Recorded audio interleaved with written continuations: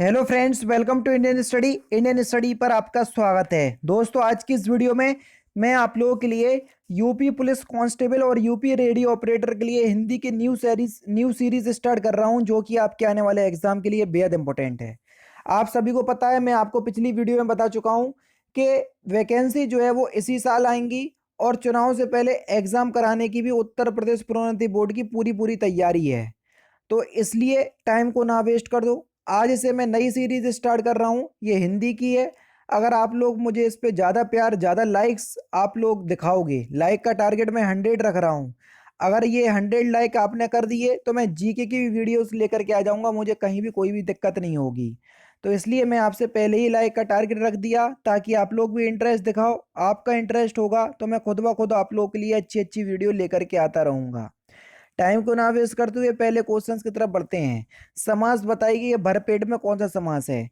मैं आपको बता चुका हूं, आगे आपको भर दिख जाए, प्रा दिख जाए, प्रति दिख जाए, यथा दिख जाए, आवत दिख जाए, तो यहाँ पर आपका अव्ययीभाव समास होता है। तो भरपेट में आपका अव्ययीभाव समास होगा, पहला ही ऑप्शन करेक्ट।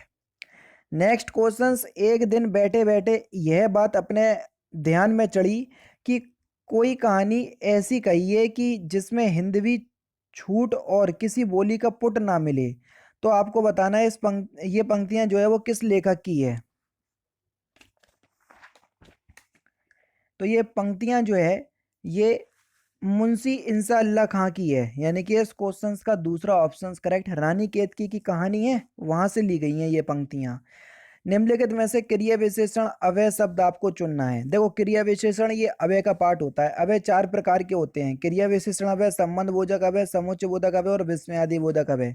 तो इसमें से एक पार्ट होता है क्रिया विशेषण, तो वही आपको चुनना है कि क्रिया विशेषण अव्यय कौन सा है। तो देखो, राधा रात भर जागती रही, तो रात भर शब्द जो है ये क्रिया विशेषण अव्यय में आएगा, वो भी कालबोधक में। ठीक है। निम्नलिखित में से कौन सी जीवनी है, जल्दी से बताओ। जीवनी आपको बतानी है, बढ़िया क्वेश्चन है। आवारा मसीहा, ये विष्णु प्रभाकर द्वारा रचित बांग्ला लेखक शरद चंद्र चट्टोपाध्याय की जीवनी है, तीसरा ऑप्शन करेक्ट। शुद्ध शब्द आपको छांटना है कि अव्यस्त की शुद्ध वर्तनी क्या है। तो अव्यस्त की शुद्ध वर्तनी हो जाएगी ऑप्शन नंबर सी, तीसरा ऑप्शन करेक्ट। कौन सा शब्द तुर्की भाषा का नहीं है, ये आपसे पूछा गया है। पैगंबर, पैगंबर शब्द तुर्की भाषा का शब्द नहीं है, ये अरबी भाषा का शब्द है। जल प्राण पुत्र किस शब्द का अनेकार्थी शब्द है। जल हो गया, प्राण हो गया, पुत्र हो गया, ये जीवन के अनेकार्थी शब्द हैं, चौथा ऑप्शन करेक्ट। उपवाक आपको पहचानना है। वह आदमी जो कल आया था आज भी आया, आपको बताना है ये किस तरीके का उपवाक है। Question number 49। तो ये विशेषण उपवाक्य है, दूसरा ऑप्शन करेक्ट। कौन सा, दूसरा ऑप्शन करेक्ट हो जाएगा। कौन सी ध्वनि महाप्राण नहीं है, जो महाप्राण ध्वनि नहीं है उसी का आपको चयन करना है, जल्दी से बताइए। तो सही आंसर हो जाएगा आपका जा। जा जो है वो एक महाप्राण ध्वनि नहीं है। हर वर्ग का दूसरा चौथा व्यंजन महाप्राण पहला कहलाता है। देखो, चा छा जा झा या, तो चा वर्ग का तीसरा व्यंजन है जा, तो जा अल्प प्राण में आएगा, ना कि महाप्राण में। निम्नलिखित में से कौन सा पद बया प्रत्यय लगाने से बना है। खबैया, तीसरा ऑप्शन करेक्ट। कौन सा देवता का पर्यायवाची शब्द नहीं है। किंकर, देवता का पर्यायवाची शब्द नहीं है। किंकर शब्द जो हो जाएगा ये नौकर का, सेवक का पर्यायवाची शब्द होगा। साकेत महाकाव्य के रचयिता कौन है, सिंपल सा क्वेश्चन। तो कौन है, मैथिली शरण गुप्त जी, तीसरा ऑप्शन करेक्ट। गह प्लस चरती संधि आपको बतानी है, कौन सी संधि होगी।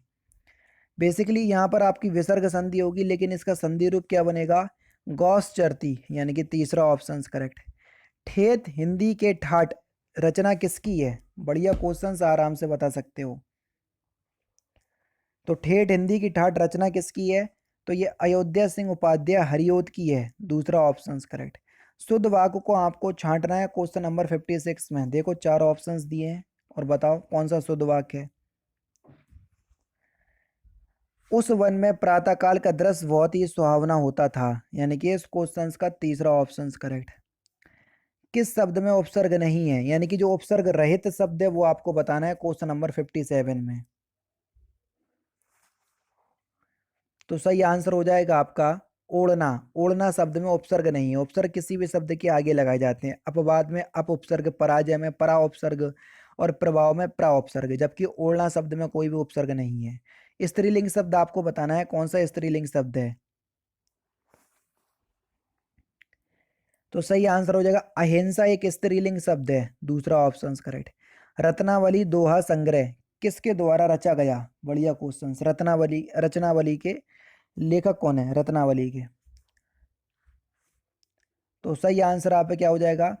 तो देखो, रत्नावली दोहा संग्रह रचना रत्नावली द्वारा की गई। किसके द्वारा?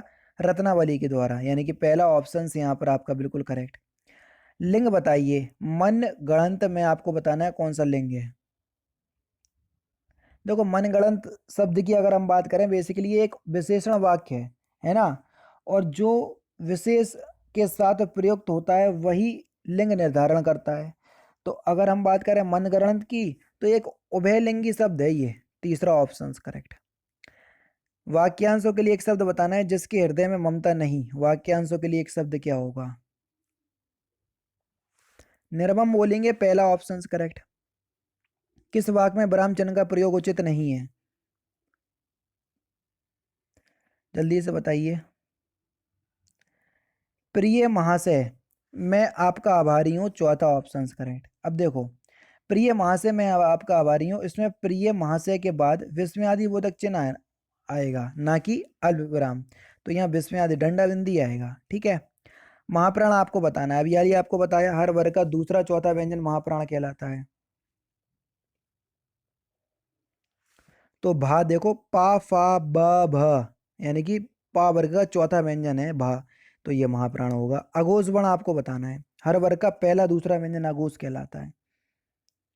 देखो, पा वर्ग में पा ही पहले आ रहा, तो बस यही अघोष हो जाएगा। कंठ ध्वनि आपको बतानी है। पूरा का वर्ग आपका कंठ से बोला जाता है, लेकिन अब व्यंजन है ही नहीं है ऑप्शंस में, तो आपके स्वर दे दिए। तो देखो, स्वर में कौन कौन से बोले जाते हैं? छोटा आ और बड़ा आ, दोनों ही कंठ से बोले जाते हैं। तो छोटा ऑप्शंस में दिया, दूसरा ऑप्शंस करेक्ट। निम्नलिखित में से ऋण शब्द आपको बताना है। ऋण शब्द वो शब्द होते हैं जो अखंडनीय होते हैं, जिनको हम तोड़ नहीं सकते, उनको ऋण शब्द बोलते हैं। तो देखो, नाक एक ऋण शब्द होगा, इसको आप तोड़ नहीं सकते। रत्नाकर का संधि विच्छेद आपको बताना है, क्या होगा रत्नाकर का संधि विच्छेद? तो रत्न प्लस आकर, छोटा छोटा मिलके बड़ा बना रहे, तो यहाँ दीर्घ संधि होगी, पहला ऑप्शन करेक्ट। प्रतिमान में आपको समास बताना है, कौन सा समास है? बता चुका हूं। आगे परा दिख जाए, प्रति दिख जाए, यथा दिख जाए, आवत दिख जाए, भर दिख जाए, तो वहां पर कौन सा समास होगा? अव्ययीभाव समास, दूसरा ऑप्शन करेक्ट। परिक्रमा में आपको उपसर्ग बताना है कि कौन सा उपसर्ग होगा क्वेश्चन नंबर 69 में। परिक्रमा में उपसर्ग किसी भी शब्द के आगे लगाए जाते हैं, परि उपसर्ग होगा, चौथा ऑप्शन करेक्ट। भलाई में प्रत्यय आपको बताना है, कौन सा प्रत्यय होगा भलाई में? तो भलाई में आई प्रत्यय होगा, दूसरा ऑप्शन करेक्ट। कौन सा शब्द तत्सम है, ये आपको बताना है। आलस्य एक तत्सम शब्द है, इसका जो होगा वो होगा आलस्य तद्भव, ठीक है। तद्भव शब्द आपको बताना है 72 में, जल्दी से बताओ। तो सही आंसर हो जाएगा छत एक तद्भव शब्द है, चौथा ऑप्शन करेक्ट। देशज शब्द आपको बताना है 73 में। खिड़की, तीसरा ऑप्शन करेक्ट। विदेशज शब्द आपको बताना है।